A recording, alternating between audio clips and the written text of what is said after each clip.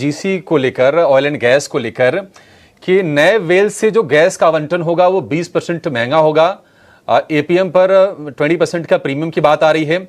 आप ये oil and gas companies को लेकर कितनी महत्वपूर्ण लग रही है आपको खबर ये? अगर ये खबर पुख्ता खबर है और कंफर्मेशन है तो मुझे लगता है कि ये ओवरऑल ऑयल एंड गैस के लिए पॉजिटिव होगा। देखिए अभिषेक, एक लार्जर चीज बताता हूं मैं। अब तक मतलब पिछले समझ लीजिए 3 साल पहले तक जो पीएसयू को वैल्यूएशन मिलना था या फिर माइनॉरिटी शेयर होल्डर्स को जो इंपॉर्टेंस मिलना था उन कंपनी से मिल नहीं रहा था। ठीक है। और लेकिन पिछले 3 साल में सरकार और जो जितनी मेजोरिटी होल्डर है पीएसयू कंपनीज की, उन्होंने माइनॉरिटी शेयर होल्डर्स और वेल्थ क्रिएशन पे ध्यान दिया। इसके लिए सारे के सारे पीएसयू स्टॉक्स बढ़े थे। लेकिन ये आज भी ऑयल एंड मार्केटिंग कंपनीज पे लागू नहीं हो रहा था। मतलब ऑयल एंड मार्केटिंग कंपनीज कभी अभी भी जो माइनॉरिटी शेयर होल्डर्स होते हैं उनके खिलाफ ही काम कर रही थी। खिलाफ इन द सेंस आप समझ लीजिए कि बेनिफिट नहीं दे रही थी जितना देना चाहिए। और अगर ऐसी अब खबर आती है और ये लोग सोचते हैं कि हाँ ओवरऑल कंपनी को बेनिफिट होना चाहिए जिससे वेल्थ क्रिएशन हो, तो ये बहुत बड़ी खबर हो सकती है और री रेटिंग भी हो सकता है स्टॉक्स का।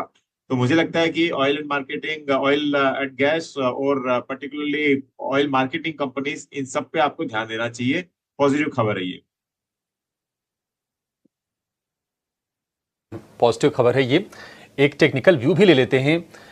श्रीकांत, आप बताइए, ओएनजीसी 342 रुपए का भाव, 3% ऊपर, चार्ट्स क्या सजेस्ट कर रहे हैं? क्या ये तेजी और एक्सटेंड हो सकती है?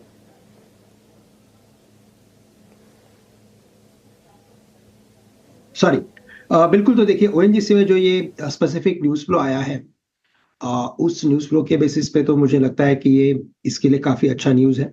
और बेस्ड ऑन टेक्निकल्स भी अगर आप देखें तो ये स्टॉक अपने वापस ऑल टाइम हाई के करीब आ चुका है। इनफैक्ट अगर आप इसके लॉन्ग टर्म चार्ट को देखेंगे ना अभिषेक जी, तो 2014 के बाद इसने फर्स्ट टाइम इतना स्ट्रॉन्ग टेक्निकल ब्रेकआउट किया है। और उसके बाद आपने देखा कि मल्टीपल टाइम्स इसमें जितने भी न्यूज फ्लो बने हैं, फंडामेंटल न्यूज फ्लो, वो हमेशा ही इस पर्टिकुलर कंपनी के लिए पॉजिटिव रहे हैं।